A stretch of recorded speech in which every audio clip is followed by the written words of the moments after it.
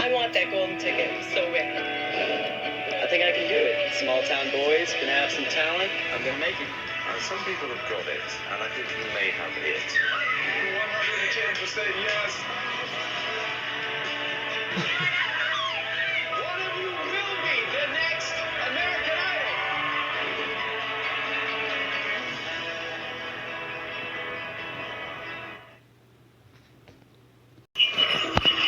Oh, I love the holidays.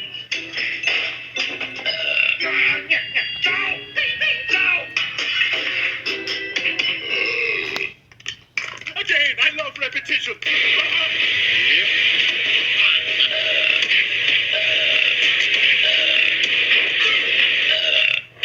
Wreck the halls with animation domination. At 11:10. Sunday on Fox.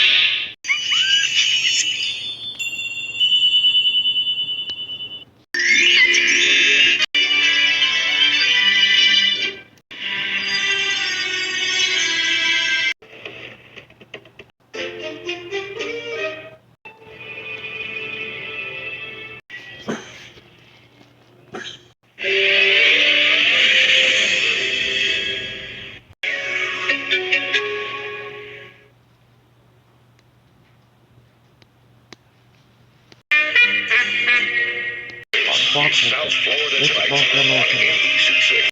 On Fox 26, South Carolina. Tonight on NBC 6 HD. In the air and on the ground, NBC6 is on top of a fierce brush fire that has sent at least a dozen people out of their homes. At one time, 100 firefighters were battling the blaze that has destroyed 75 acres so far. A voluntary evacuation has been issued as fire officials work to keep the flames under control.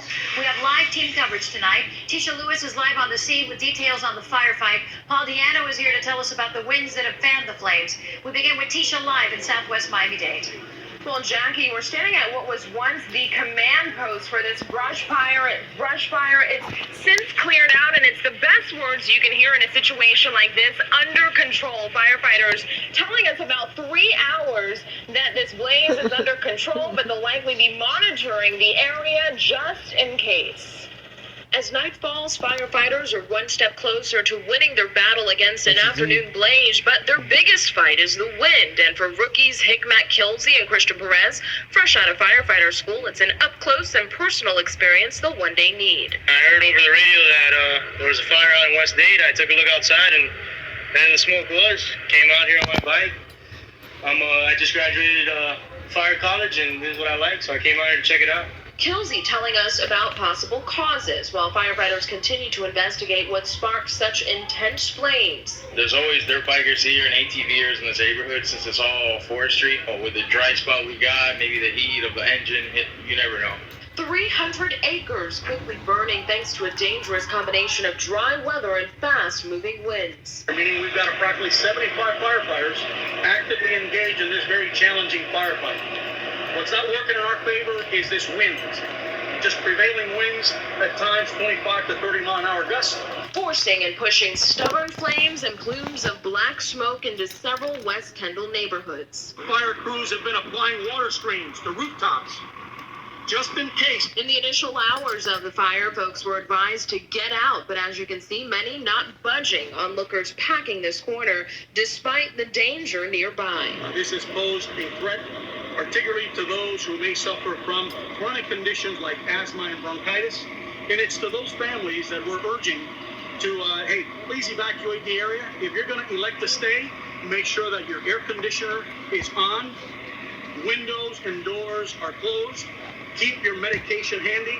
And if you didn't know by the looks of it, you wouldn't know. Again, this command post area completely cleared out. And of course, if you have any doubts or any questions, you'll want to call 311. And it's the folks in the at-risk area, the elderly and the very young, that might just want to stay indoors tonight. Now we go to Chief Meteorologist Paul Diano with more on the windy conditions. Paul. And Tisha, earlier today, wind gusts were anywhere from 30 to 40 miles per hour, which makes a bad situation much, much worse with all that ash and all that smoke billowing right into parts of metro Miami-Dade County. Tonight, the winds are calming down, but in a matter of just a few minutes, things are going to be switching. The winds are going to be switching from the southwest to the northwest because the cold front is right over top of us right now. The current temperatures outside, 78 degrees in Miami, 79 in Fort Lauderdale. So that chilly air not here yet. The best news, though, the winds have died down, sustained around 10 miles per hour with wind gusts of 15 or 20. Still breezy, but not as breezy as it was earlier today.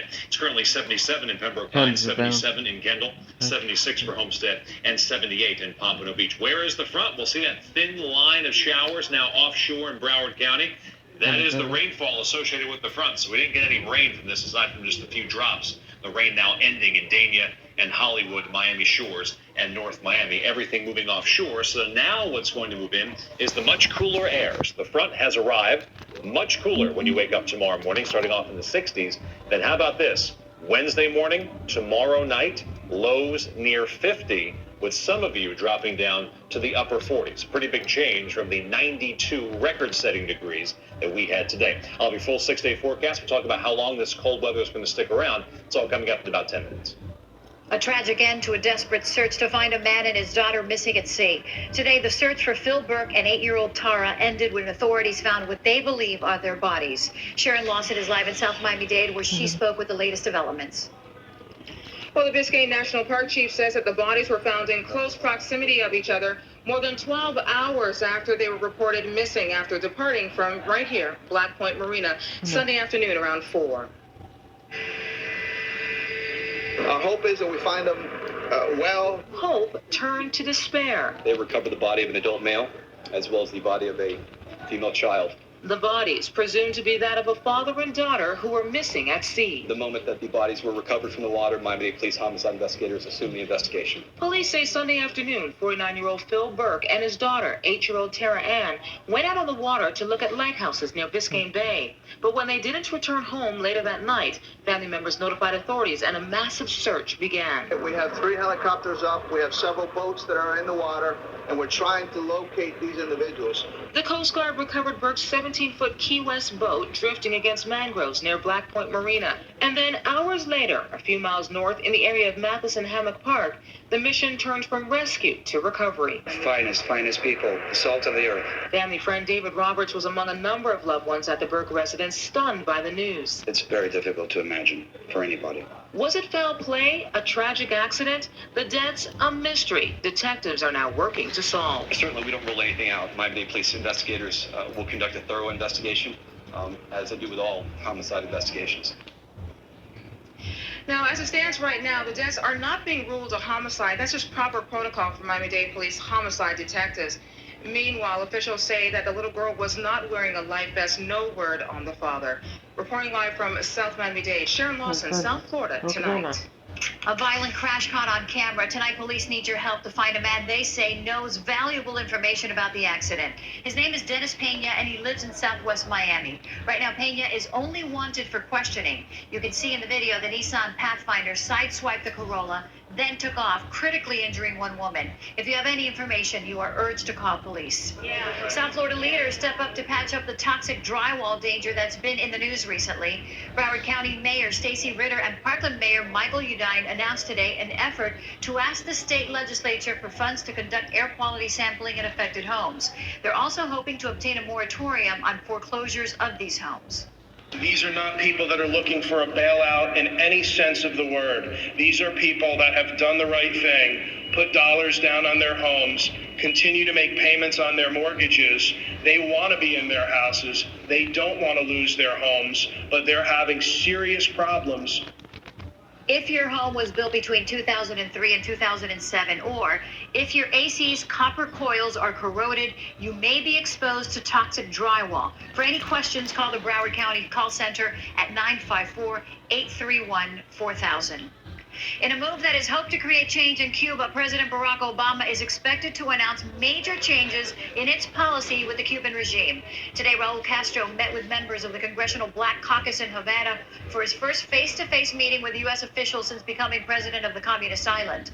Word is the decision to loosen restrictions, including its 47-year sanctions, could come in time for the Summit of the Americas in Trinidad and Tobago next week.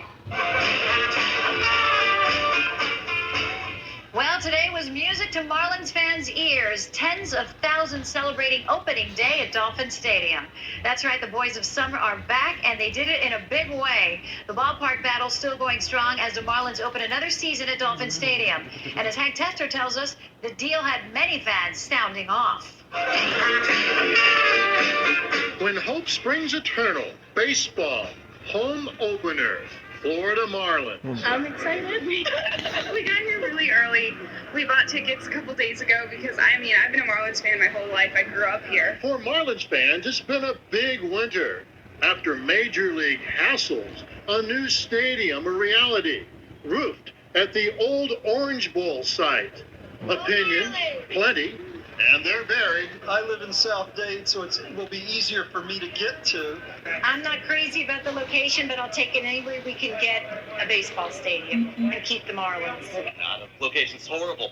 Come on, you know that. Who's going to go and go through all that traffic to go watch a Marlins game like that, you know? And as the boys of summer ready for the National League battle, an economic battle for fans and for the team. A reality. Season ticket sales are flat. We cut back on a lot of the sports stuff this year. Well, you're here for opening day. I'm here for opening day. I'll come to 10 or 12 games this year. But baseball has always come through in hard times. Unemployed? Catch a ball game for free. The unemployed folks of South Florida will be able to come to a baseball game for free. All they'll need to do is bring their unemployment documentation, show up at the stadium. And in a winning effort tonight, the Florida Marlins were able to pack in 34,000 folks into Dolphin Stadium, just about the same amount that would fill the new stadium in downtown Miami. Reporting, I'm Hank Tester, South Florida Tonight. And what a debut at Dolphin Stadium. The Fish beat the Nationals 12-6. Joe Rose will have details coming up in sports. Well, Wall Street's a roller coaster, so how about a fair deal for South Floridians on Main Street? If you're planning on attending the Miami-Dade County Fair, listen up. From now